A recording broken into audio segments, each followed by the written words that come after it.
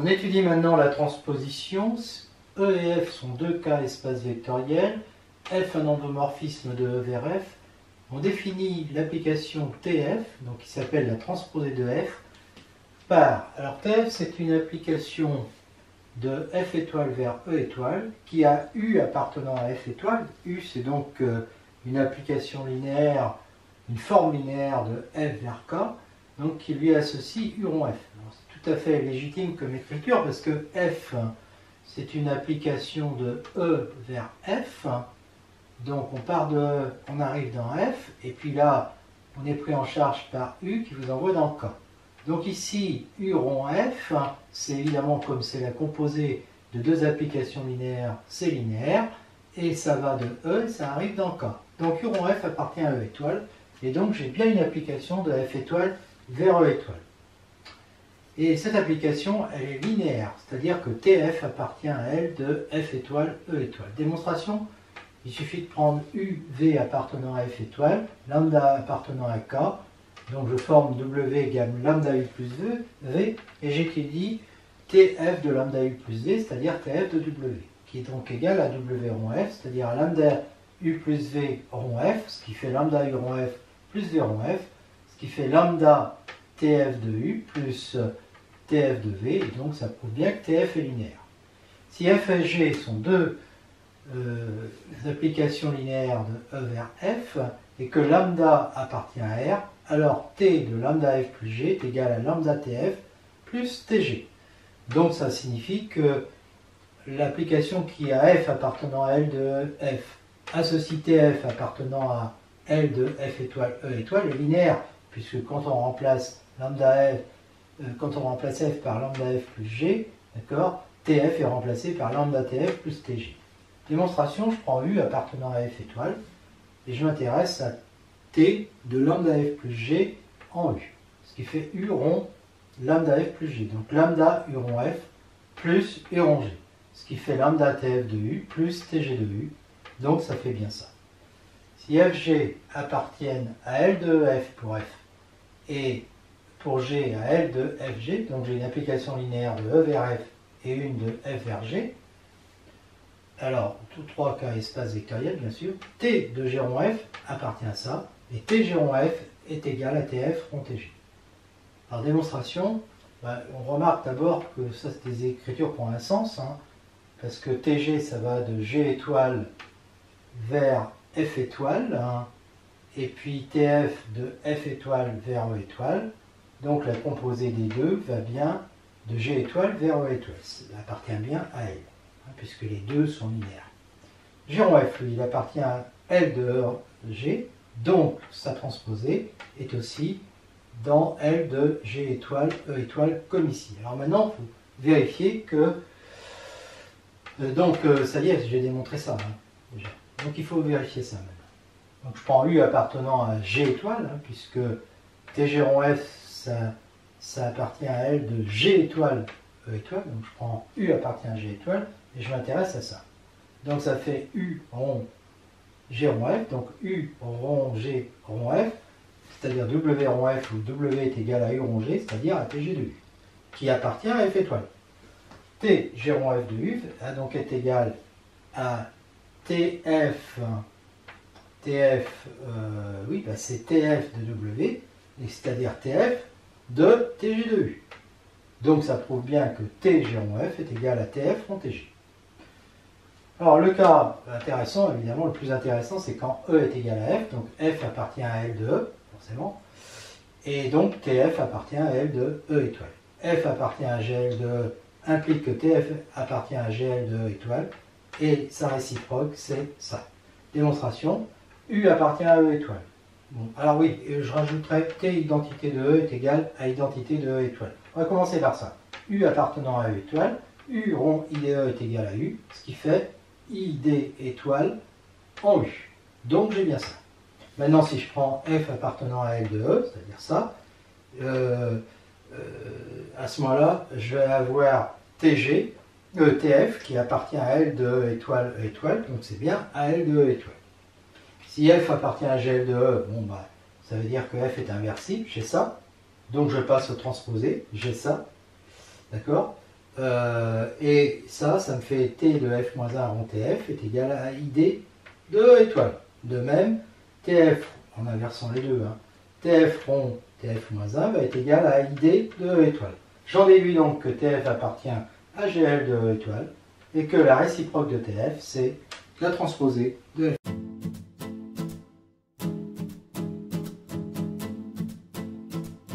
Propriété, si F est une application linéaire de grand E vers grand F, alors le noyau de la transposée de F est égal à l'orthogonale de l'image de F.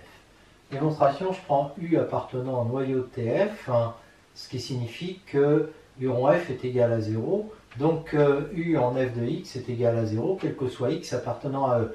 Il faut bien comprendre que U rond F, c'est une application qui va de E dans K, donc je lui applique un élément X de E. Donc U appartient à un quart de TF équivaut à... Alors, quand X décrit E, F de X décrit image. Donc ça équivaut à dire que U de Y égale 0, quel que soit Y appartient à l'image de F. Ce qui équivaut à dire que U appartient à l'orthogonale d'image de F. Propriété, si F est de dimension finie et que F est une application linéaire de E vers F, alors le rang de la transposée est égal au rang de F. Démonstration, F est de dimension finie, image de F et son orthogonale vont être des sous-espaces de F, donc aussi de dimension finie, et évidemment, on a déjà démontré ça en dimension finie. TF est une application de F étoile dans E étoile qui est linéaire. F étoile est de dimension finie, c'est la même dimension que F, et donc je peux dire, comme pour toutes les applications linéaires, dimension du noyau plus dimension d'image est égale à dimension de F étoile. Et là, j'applique que quart de TF, c'est pareil que orthogonale d'image de F, et donc de ces deux égalités, puisque ça, c'est pareil que ça, j'en déduis que ces deux-là sont égaux, donc dimension d'image de F est égale à dimension d'image de TF, et ça c'est le rang de F, et ça c'est le rang de TF, et la proposition est démontrée. Proposition suivante, E et F sont deux cas espace vectoriel de dimension finie respective n pour E, P pour F, F une application linéaire de F, B, C, alors B base de E, C base de F, B étoile, C étoile leur dual, A la matrice de F relative à B et C, donc une matrice A, I, J que j'appelle grand A à P' n colonne, P' n colonne.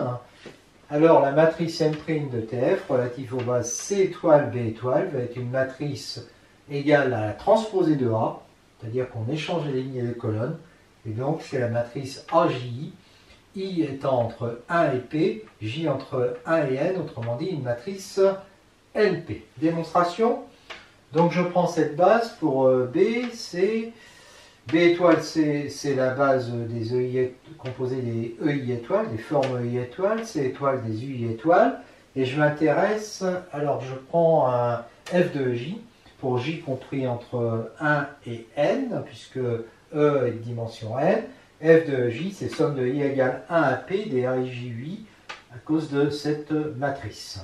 Si je prends K entre 1 et P, je m'intéresse à TF qui va de F étoile vers E étoile, et donc je lui applique un élément de la base de F étoile, c'est-à-dire un UK étoile. C'est pour ça que K est entre 1 et P, puisque F étoile a la même dimension que F, à savoir P. TF de UK étoile, je lui applique EJ, hein, forcément, et donc, puisqu'il appartient à E étoile, je lui applique EJ, et donc ça nous fait TF de UK étoile en EJ, qui est égal à UK étoile rond F en EJ. F de EJ, c'est ça. Donc ça nous donne UK étoile de somme des AIJ de UI, pour I égale 1 à P, donc j'applique UK étoile à chaque, donc ça fait somme des AIJ, UK étoile UI. Alors ici, il faut bien comprendre le K, hein, le I varie entre 1 et P, et le K, il est aussi entre 1 et P. Ça vaut 0, sauf quand I est égal à K. Et là, ça vaut 1 à ce moment-là. Donc quand I est égal à K, ça fait AKJ. Donc il reste que AKJ. Voilà. Alors maintenant, si j'appelle grand M', et je note BIJ, la matrice de TF relative à C étoile, B étoile, donc C étoile, là, il faut bien comprendre, TF c'est une application de F étoile vers E étoile. C'est pour ça qu'on échange les bases. Donc on va de la dimension P vers la dimension N. Donc c'est bien une matrice à N lignes. C'est une matrice à P lignes et N colonnes. En fait, c'est une matrice de N lignes P colonnes. Voilà, c'est une matrice N lignes P colonnes. Alors, pourquoi N lignes P colonnes? Parce que TF part de F étoile, et F étoile est dimension P, donc le nombre de colonnes, c'est bien P. Voilà. Et on arrive dans E étoile, qui est dimension N. C'est bon. TF de UK étoile. Donc, je prends K forcément entre 1 et P. Ça va être égal à la somme des BIK EI étoile. D'accord? Ça, c'est parce que la matrice, c'est ça. Voilà. Et je prends J entre 1 et N. Donc, je vais appliquer à ça, qui est dans E étoile, je lui applique un élément de E. Donc, je lui applique EJ, hein, de la base de E. Donc, ça fait TF de UK étoile en EJ, qui va être égal à ça en EJ. Donc, somme de BIK EI étoile en EJ. Alors là, il faut bien comprendre que le I est entre 1 et N, le J est entre 1 et N, et que ça vaut 0, sauf quand I est égal à J, auquel cas, ça vaut BJK fois 1, c'est-à-dire BJK. Voilà. Donc, j'obtiens quoi? Ben, j'obtiens que ça, mais ça, c'est la même chose que ça. Donc, j'obtiens que BJK est égal à KJ, quel que soit K entre 1 et N, et quel que soit K entre 1 et P, pardon, et quel que soit J entre 1 et N, et donc ça veut bien dire que la matrice A', c'est la transposée de la matrice A, c'est TA.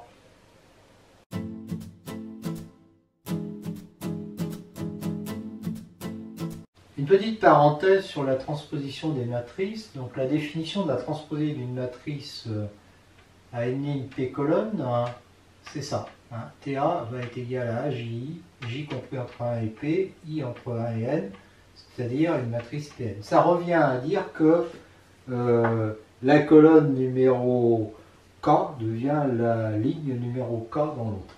Exemple, si j'ai cette matrice-là, matrice 2, 3, et bien sa transposée c'est une matrice 3, 2 obtenue en mettant en colonne 1 la ligne 1, en colonne 2 la ligne 2.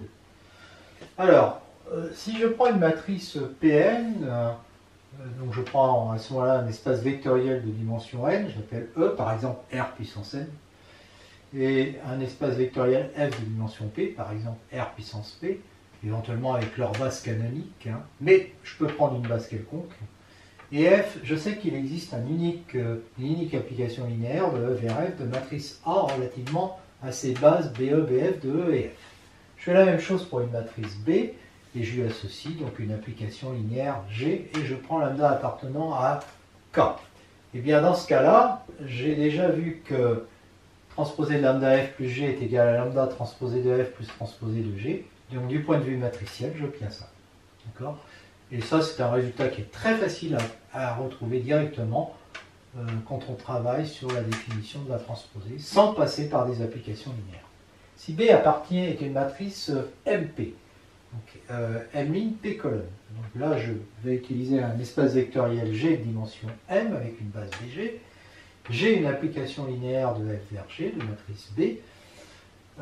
Et à ce moment-là, j'ai ça. J'ai F, je garde le même F, hein, avec la même matrice A de E vers F, dimension N, dimension P, matrice Pn. D'accord ? Ici, j'ai G, matrice B, dimension P, dimension M, donc matrice MP. D'accord ? MP. Voilà. Et donc, évidemment, quand je fais G rond F, ben, je vais faire B fois.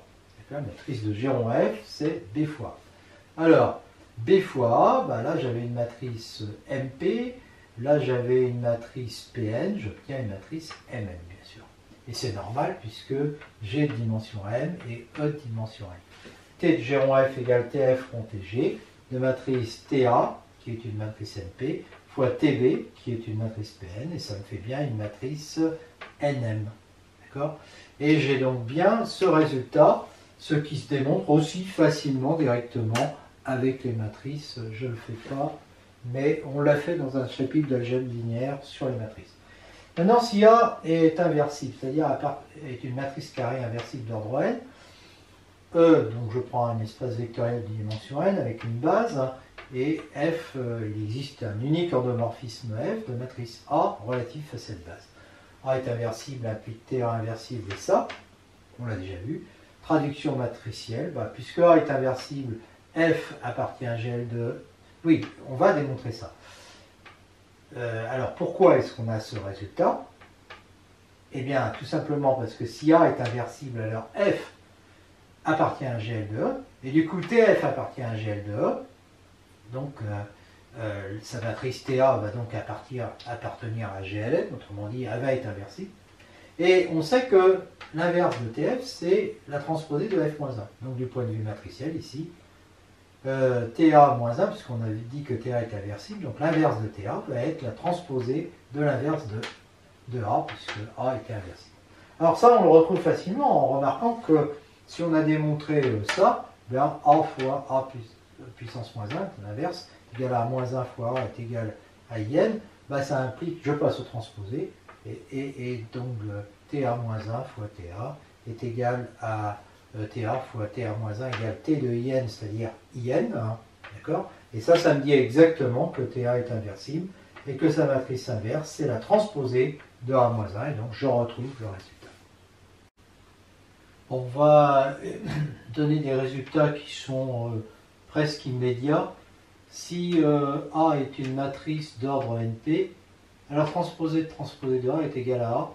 En effet, TA est égal à BIJ appartenant à MPN de K, où BIJ est égal à AIJ.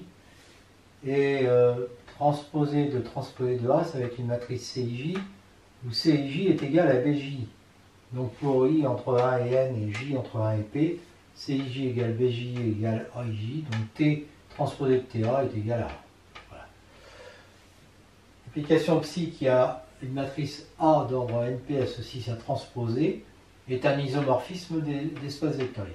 On a déjà vu que c'était linéaire, donc il suffit de montrer que le noyau est réduit à 0 parce que ces deux espaces vectoriels sont de même dimension NP.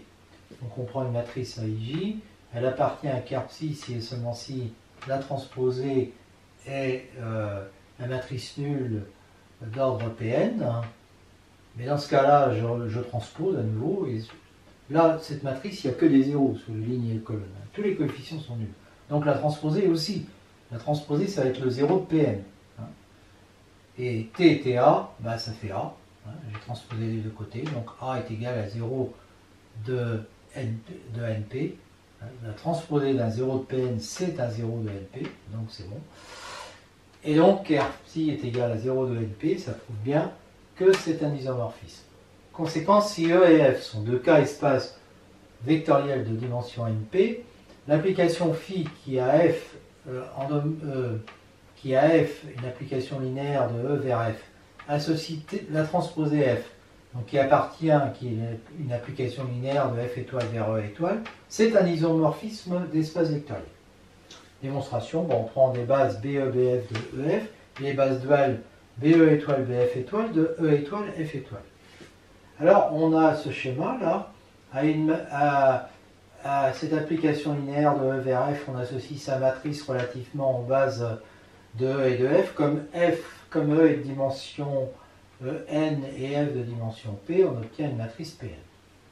À cette matrice Pn, on associe sa transposée, donc ça, on a vu que c'était un isomorphisme, ça, c'est évidemment aussi un isomorphisme, et donc on obtient une matrice MNP, et puis là, on a un isomorphisme V, qui a une application linéaire de F étoile vers E étoile, associe sa matrice relativement aux bases, BF étoile, BE étoile. Alors, F étoile est de dimension N, comme F, E étoile de dimension N, comme E, et donc ça nous fait une matrice MNP. Alors maintenant, si je regarde, si je prends F ici, j'associe sa matrice, puis sa transposée, là, est-ce que je retombe forcément sur TF? Pourquoi je retombe sur TF? Parce qu'on a vu que si TA est la matrice, si A est la matrice de F, TA, relativement à des bases BE, BF, alors TA est la matrice de TF relativement à BF étoile, BE étoile. Voilà. Et donc, on va avoir que phi est égal à, alors je compose d'abord, je fais d'abord U, suivi de psi, suivi de V moins 1. Et donc, c'est un isomorphisme d'espace vectoriel, et le résultat est prouvé.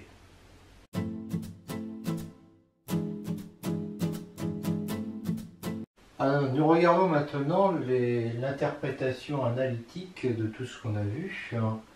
Donc on est dans un espace E de dimension n avec une base B, la base duale qui est une base de étoile en dimension finie. F appartenant à étoile a pour coordonnées le vecteur colonne des lambda k dans B étoile, ce qui veut dire ça. Et si x sont les coordonnées de x dans B, alors f de x va être égal à ça que j'applique à ce vecteur-là. Donc ça me fait ça. Et assez facilement, j'obtiens donc une somme de lambda x k EI étoile de EK. Et les EI étoiles de EK font 0, sauf quand I est égal à K, ou K égale I. Et donc j'obtiens facilement ça. Et ça, je remarque que c'est TU fois X. Réciproquement, si je prends une application de E vers K donnée par f de x égale somme des AIXI, alors toujours avec les mêmes notations, hein, x c'est ce vecteur-là, alors si je considère ça appliqué à x, bon, je fais le même calcul qu'ici et je vais trouver que ça donne somme des AIXI de 1 à n, autrement dit, je trouve f de x, donc f appartient bien à E étoile. Ce que je veux dire par là, c'est que toutes les formes linéaires sont données par une formule unique, comme ça, relativement aux bases B et B étoile. Conclusion, relativement aux bases B et B étoile, f appartenant à étoile est donné par f de x égale tu fois x, où u est la matrice coordonnée des coordonnées de f dans B étoile et x la matrice de petit x dans B. Si on fait maintenant un changement de base, donc on considère toujours les bases B, B étoile, mais on rajoute les bases B', B' étoile, donc base de E et de E étoile. P, matrice passage de B à B', Q, la matrice de passage de B étoile à B' étoile. On note UI, U', les colonnes de coordonnées de UI étoile, relativement dans B étoile, ça c'est pour UI, dans B' étoile, c'est pour U'. Alors dans évidemment, U', ça va être la matrice colonne qui aura des zéros partout et qui aura 1 au rang I. D'accord ? Et on a évidemment UI est égal à QU'. Et si on note de la même façon XI, X', les colonnes de coordonnées de UI dans B et B', donc on va avoir X', ça sera la même colonne que ça, donc ça sera U', et puis XI est égal à PX'. Donc maintenant je regarde UI étoile de UJ. Je sais que ça fait delta IJ. Mais ça, je vais appliquer en fait cette formule-là que j'ai trouvée pour... voilà, mais que j'avais trouvée pour F, une forme linéaire quelconque, je l'applique à UI. Donc ça me fait quoi? Même ça me fait TUI fois XJ, qui est donc égal à delta IJ, quel que soit IJ, compris entre 1 et n. Alors, TUI, j'utilise, je dis que UI, c'est égal, alors je ne sais plus, à QU', donc la transposée c'est TU', TQ, TU', TQ, fois, multiplié par XJ, et XJ c'est PX'J, d'accord, PX'J égale delta IJ.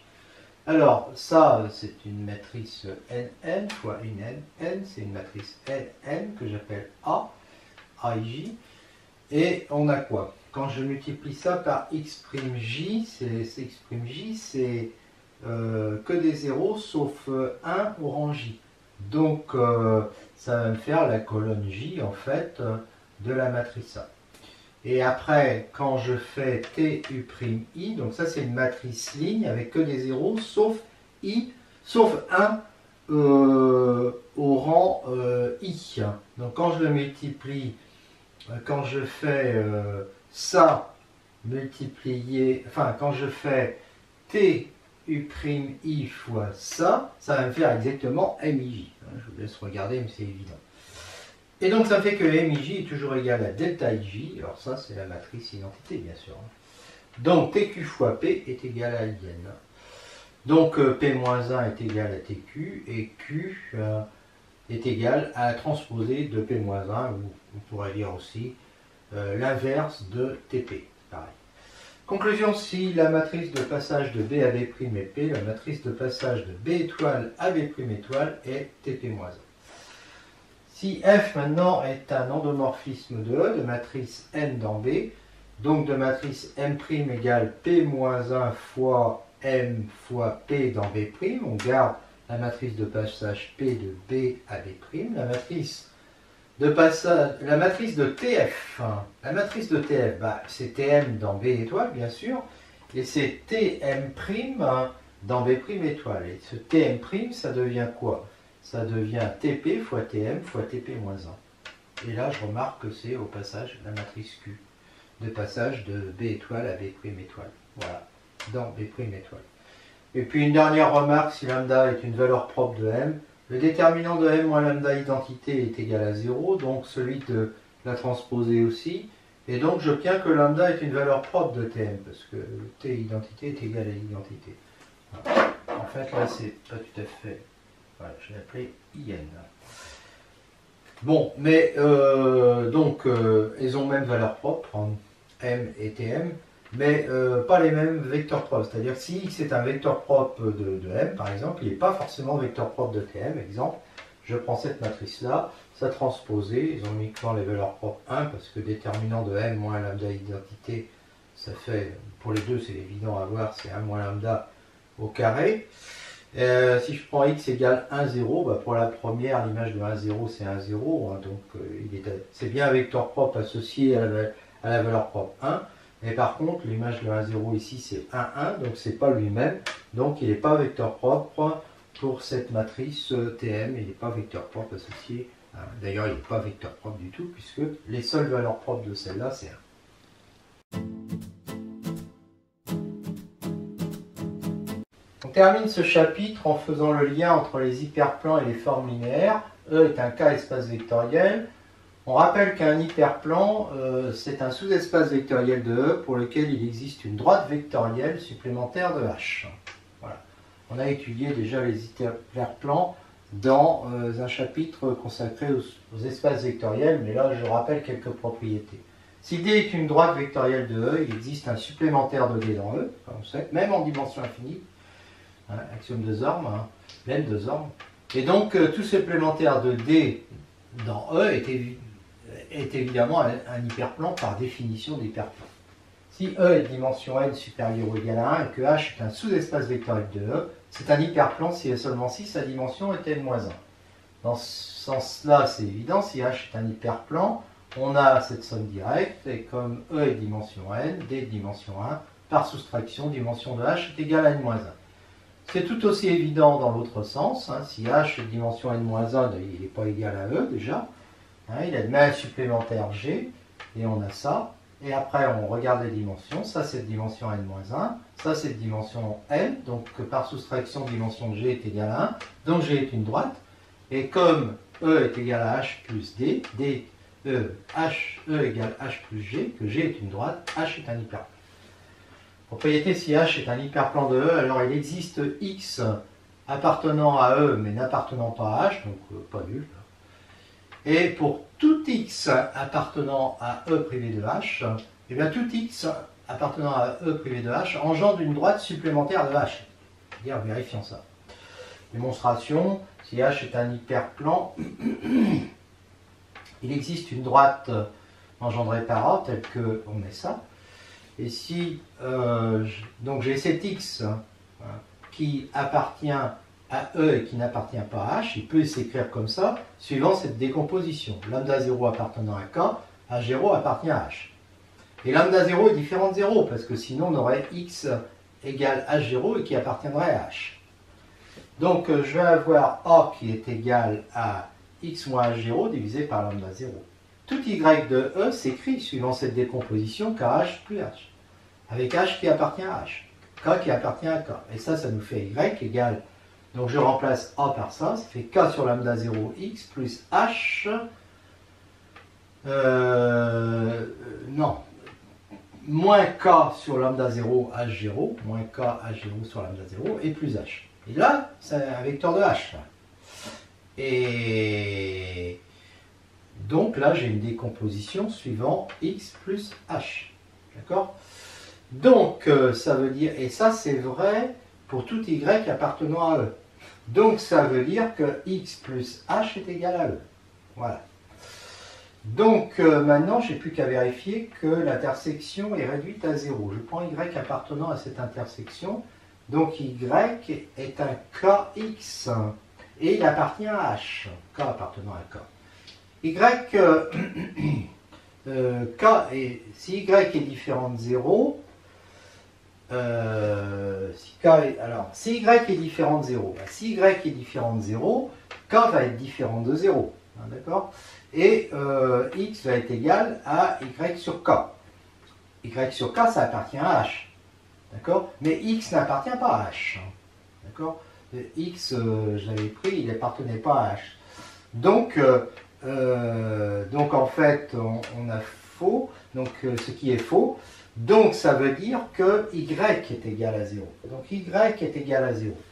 Et donc le Y, là, il appartenait à X inter H. Donc ça veut dire que X inter H est réduit au vecteur nul. Comme X plus H est égal à H, j'obtiens bien la somme directe. Et donc, pour tout X, eh bien, on a bien ça. Voilà.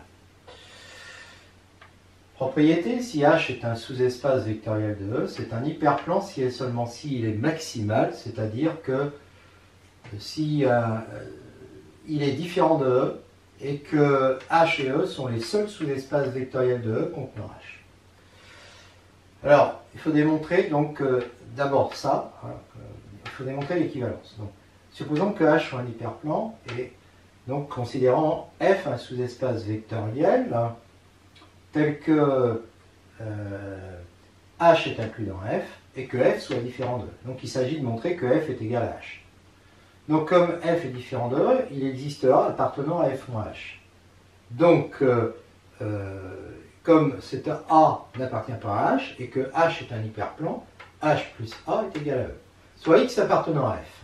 X se décompose suivant ça. Donc lambda A plus H. Lambda appartenant à K, H appartenant à H.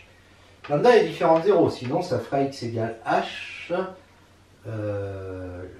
Non. Si lambda est égal à 0, si lambda est égal à 0, alors A est égal à X moins H sur lambda. Et il appartiendrait à ce moment-là à F. Pourquoi? Parce que X appartient à F. Hein, j'ai pris X appartenant à F. Et H, il appartient à grand H, mais grand H est inclus dans F. Donc, X moins H appartient à F, et donc ça appartient à F. Mais A n'appartient pas à F. Donc, en fait, lambda est égal à 0. Et si lambda est égal à 0, ça fait X qui est égal à H, qui appartient à H. Quel que soit X appartenant à F. Donc, ça veut dire que F est inclus dans H. Et comme H était inclus dans F, ça veut dire que F est égal à H. Réciproquement, si H est maximal, eh bien H est différent de E, donc il existe A appartenant à E moins H, et donc j'ai cette décomposition, cette somme directe, d'accord? Et cette somme directe me donne un sous-espace vectoriel grand F, qui contient H, et qui est différent de H parce qu'il contient A qui n'est pas dans H, d'accord? Donc, comme il est maximal, ça veut dire que F est égal à E. Donc H somme directe A est égal à E. Ce que je ne savais pas au départ. Hein. Et donc ça me dit quoi? Puisque ça c'est une droite vectorielle, ça me dit que H est un hyperplan. Et c'est gagné.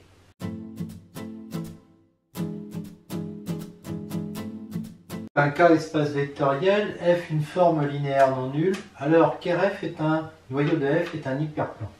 Démonstration. F appartient à E étoile, F différent de 0, il existe donc A appartenant à E tel que F de A est non nul. Donc A est non nul, hein, parce que sinon F de 0 c'est 0.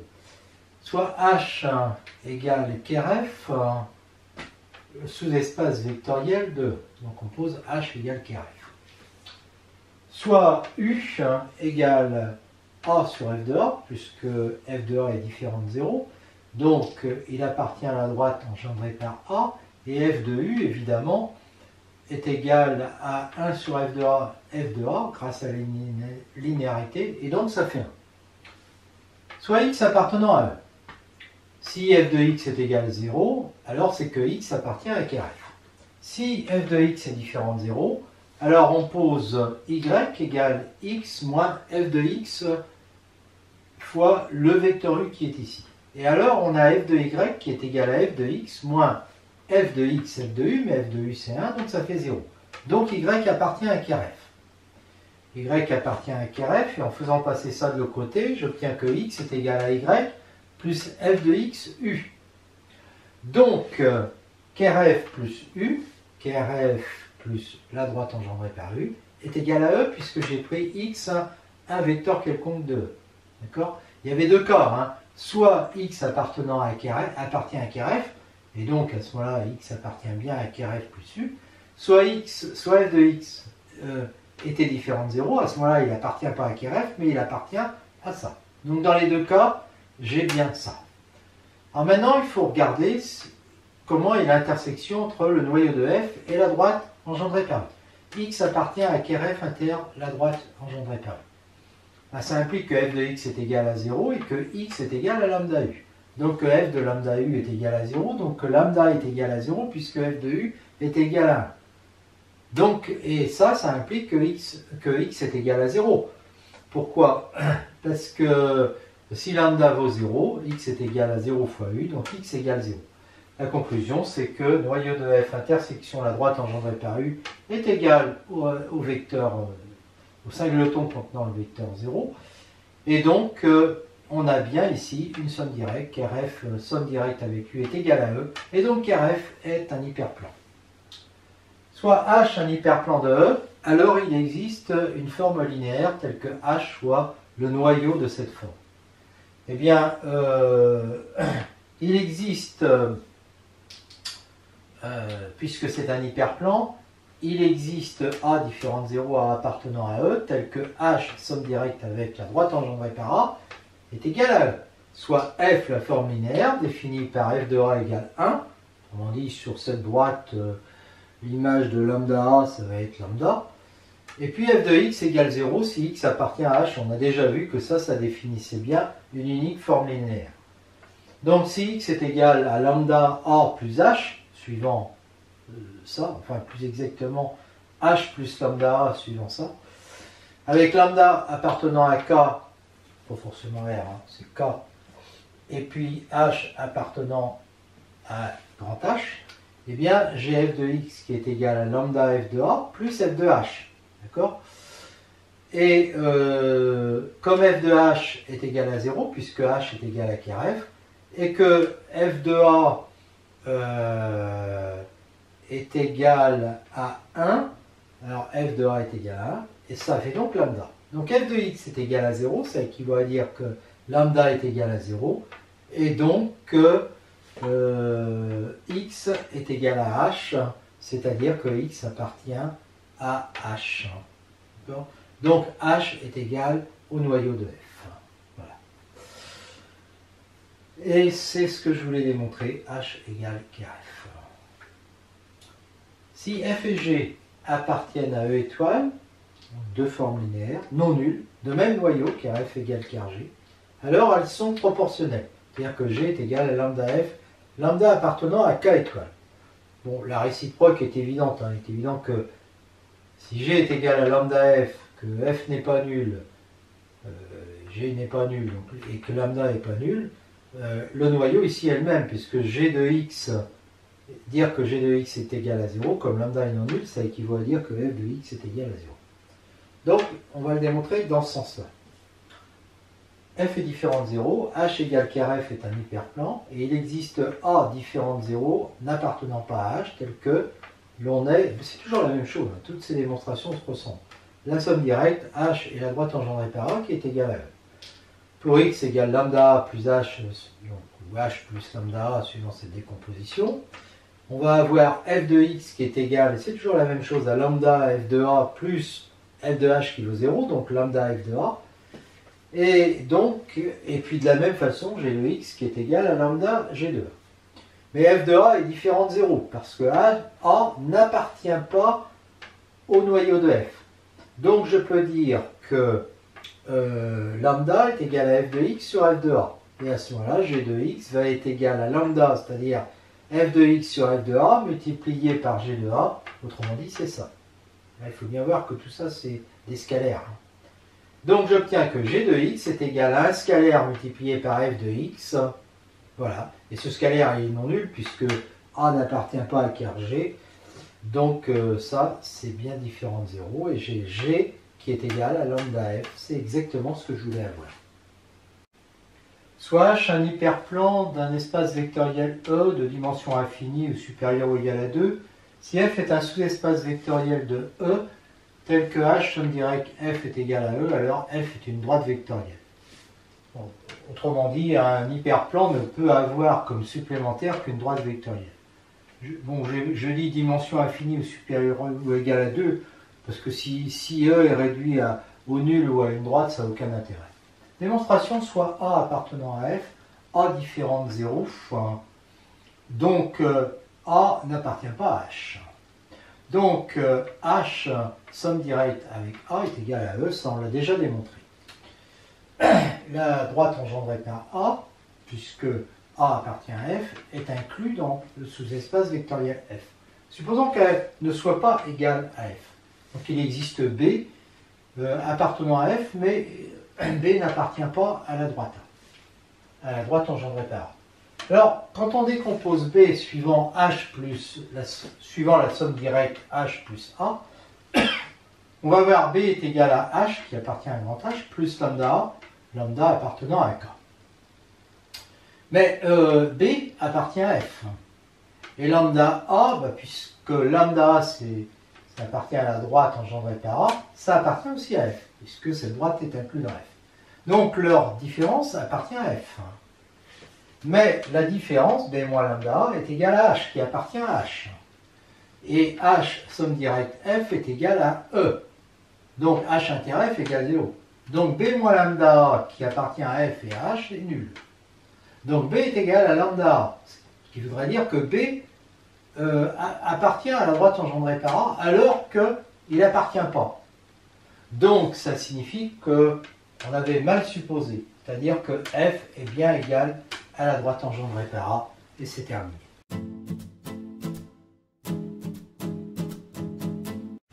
Terminons donc par le cas des hyperplans en dimension finie.